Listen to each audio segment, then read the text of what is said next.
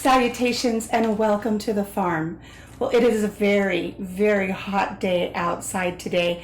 I went out at 6:30 to water the garden and I had a few chores to do out there, but it's just too hot. So I came back inside and I figured it was a great day to work with another kind of heat, my iron. I have been making beeswax food wraps for just a little while now. I've been researching them and working with them for about 6 to 9 months now, and I really thoroughly enjoy them. I've shared this with some of my friends and they're saying, please tell me how to make them. So this video is from my friend up at Bramble Hills Homestead. She has been saying, Country Mama, please show me how to make those beeswax wraps. So this one is for her. So before I show you how to make them, let's discuss how they work.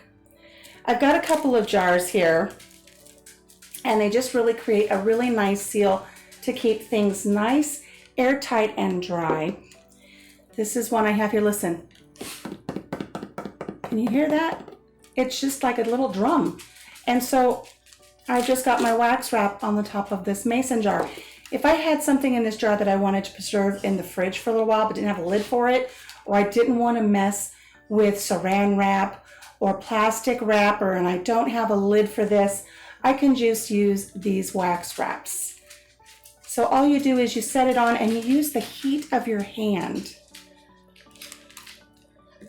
to just mold the wax wrap to whatever you're putting it on, whether it be a mason jar or whether it be a bowl or even a piece of fruit. I'll be right back, I'll show you. I'm gonna be making some lemonade later, so I don't mind cutting this lemon open just for the purpose of showing you how this works.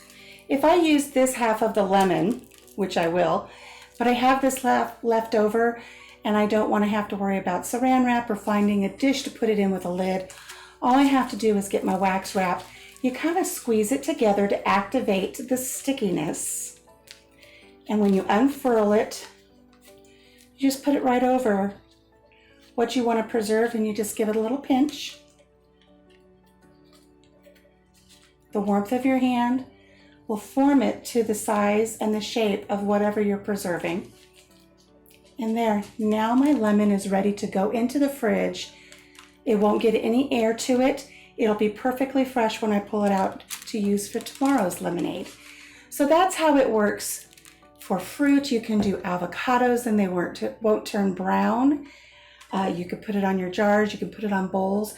You can take some of the larger ones. I haven't made a larger one yet, but let me show you the size. You can take some of your larger wraps and you can fold them in a little triangle and put your sandwiches in them. Lots of neat little things you can do with them. So having shown you how you can utilize them, let me show you how to make them. You want to have an old iron. I picked this up at the thrift store for $3. Don't use your good iron on this because you're going to be working with wax and it does get sticky and messy sometimes. And you're going to need parchment paper. What we're going to do is we're going to create 2 layers of parchment paper. We will put our material in the middle of that, add our waxes and our oils, and then we will melt that into the material and it will make a really great food wrap. So let me set this aside. So you want to select really good cotton material. Cotton material comes in a lot of different thicknesses. You don't want to get anything really light. You want something that has some body to it. So get what you would use if you were a quilter, if you know someone who quilts, something that has a really nice weight to it. Let's talk about how you want to cut your material. You want to use a good pair of pinking shears, or what I'm using is I'm using a rotary cutter on a self-healing mat. And you want to make sure that the edges of your material have the pinked edges so that way they don't fray. So you don't have to go get the fancy rotary cutter and the self-healing mat, but you do want to use a pair of good pinking shears. Now I found that cutting the material before you make the wax wraps, it's a little difficult because your material is floppy. It's more stiff after you've melted it, but then your scissors are going to get sticky. So it's up to you whether you want to cut the pinking into the material before or after you add the wax. So this one here is a really pretty pattern with beautiful flowers on it. We're going to utilize this one today. So when I cut that lemon for demonstration purposes, I cut into my parchment paper. So we're going to start with 2 fresh pieces.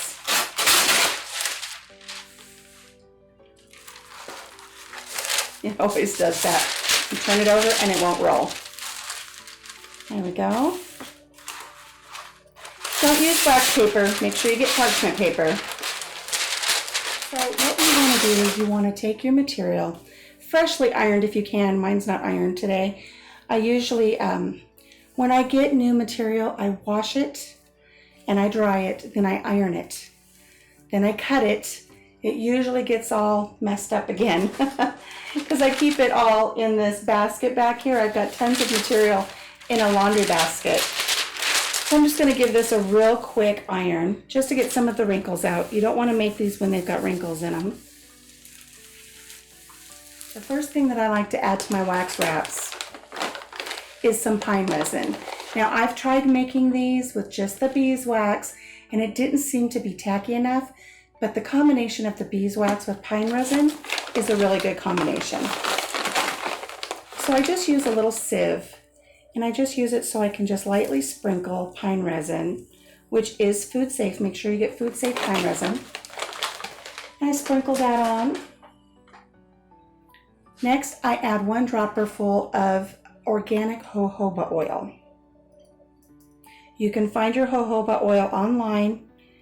Try Etsy. You've got a lot of neat little stores that will be offering jojoba oil.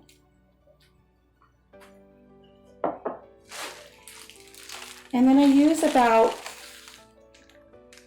1 tablespoon of beeswax. And I just sprinkle that on the top. Just evenly distribute it so when it melts, you get all the corners. There we go. So those are my 3 ingredients: pine resin, jojoba oil, and beeswax. Now you want to take your top parchment paper sheet and cover that, and then you're going to use your iron. Your iron is going to be set to a cotton setting, so it's hot, so be careful. Now, one thing I want to tell you is don't put it on and start running it around. These pellets have to melt first. If they don't melt, you're just going to put holes in your parchment paper and you're going to go through a lot of parchment paper. So what I like to do is I just like to set it in the center and just let it melt those first few pellets. You'll see the wax seeping out the sides underneath your parchment paper, and then you can pick it up and move it to another location. It takes a little patience, but it's better than ripping your paper.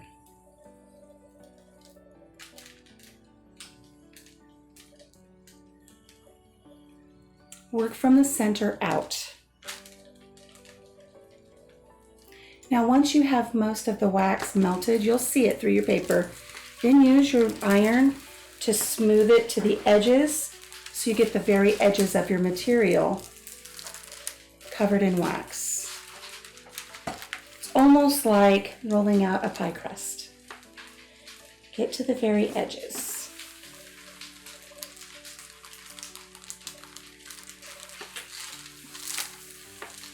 Okay.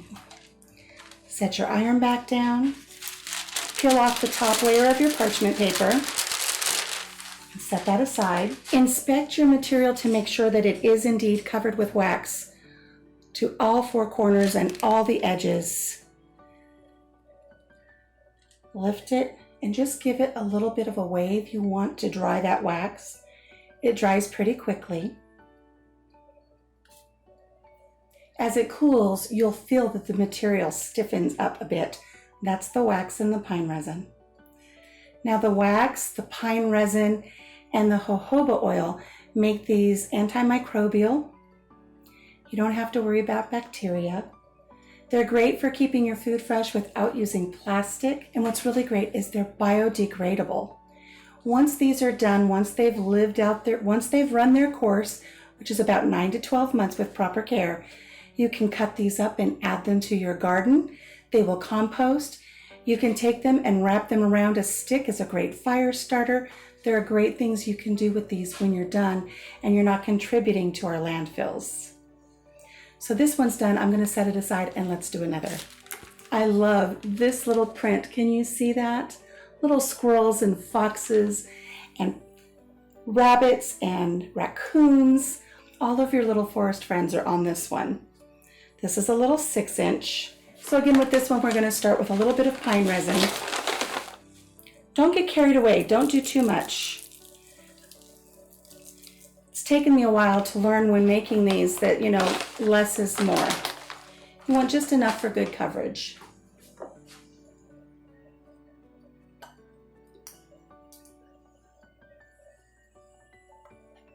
I have an order for 4 sets this weekend. So this is what I'm working on now, is 4 sets for a local customer. And again, just sprinkle out your beeswax.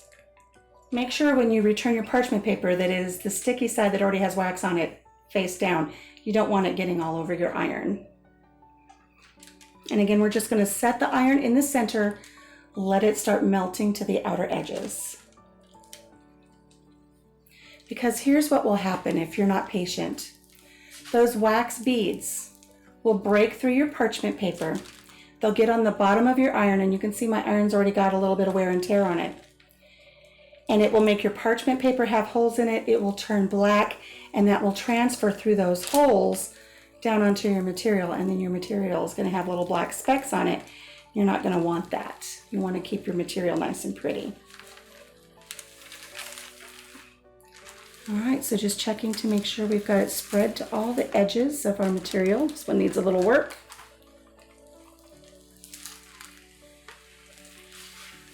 Again, just like rolling out a pie crust. From the center out.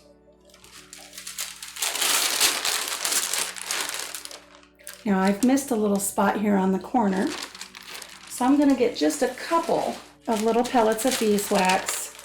Just going to add that right there, and I'm just going to hit it one more time.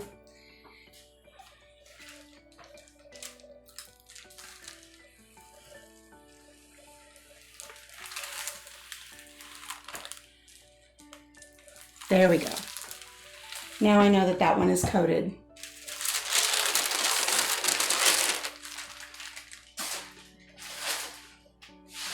We're going to lift this up from the corners. It's going to be hot, so be careful. And wave it around a little bit so it dries. These are adorable.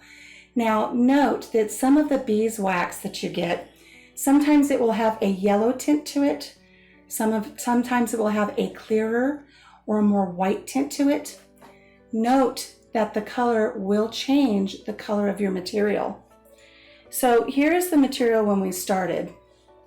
And here's the material after we've added the beeswax, the jojoba oil, and the pine resin. It does change. So I try to get materials that have different colored backgrounds, but I will warn you, try to stay away from reds. It doesn't matter if you wash it. I've had more trouble with reds because they bleed. So try not to use reds in your material. Let's do another fun one. I've got some little foxes here. Here's a nice little 8-inch. And it has trees and foxes and raccoons and squirrels. Again, more of the cute little forest animals.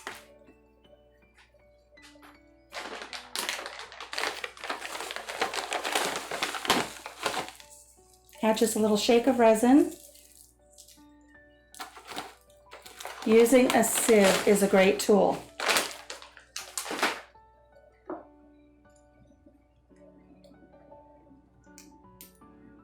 A little bit of jojoba oil, just put it on in a swirl. That way it's kind of evenly distributed. And again, adding my wax.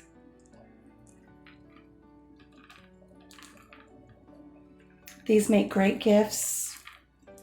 Someone who's getting a new home, someone who's just moved in the neighborhood, Christmas. Now I mentioned earlier that these will last you 9 to 12 months. That's with proper care. And what is proper care? You want to make sure that you don't wrap these around meat. You don't want meat in these. You want to use them for fresh fruits, vegetables, to cover bowls and the like. Also, once they do need a washing, don't throw them in your washing machine. All you need to do is simply rinse them off in the sink with lukewarm water. Don't use hot water. You don't want to melt that wax. Just warm or cool water with just a tiny little squirt of dish soap. Castile soap is best. Don't use Dawn. Don't use Dawn soap, because Dawn has the anti-grease qualities, and you don't want it breaking down the waxes and the resin in your material. So just use a nice little soap. You can use a hand soap. You just rinse them off in your kitchen sink and hang them flat over something to dry. Once they're dry, you just pop them back in your kitchen drawer. And when you've got a lemon that you need to cover, you just wrap that wax wrap around it and pop it in the fridge.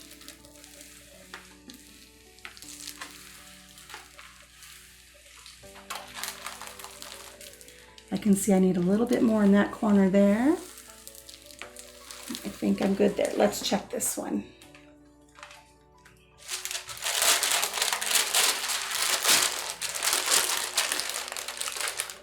Perfect.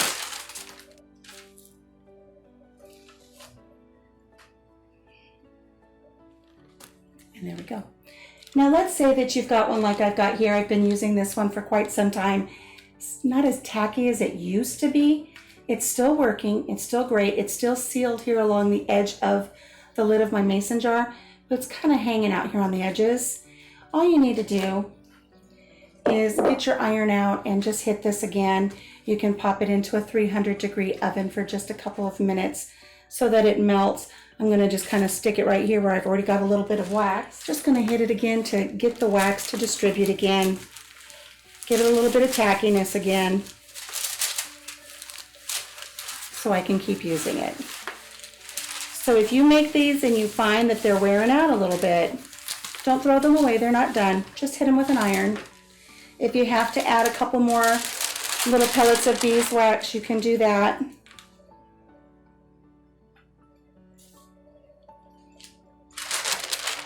Just kind of breathe a little bit of life back into it again.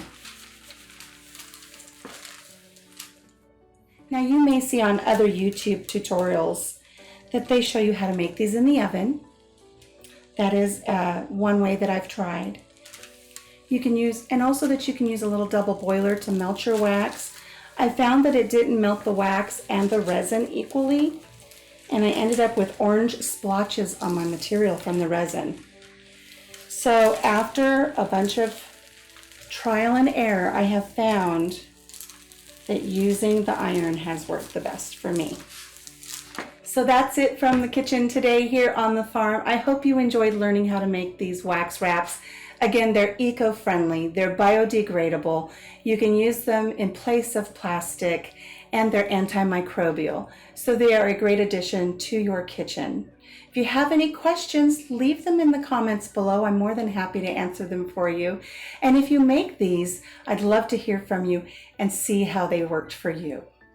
So until we see each other again, take care of yourself, take care of each other, and we'll talk to you soon. Have a blessed day. Bye-bye. Monkey, I burnt myself. Done burnt myself.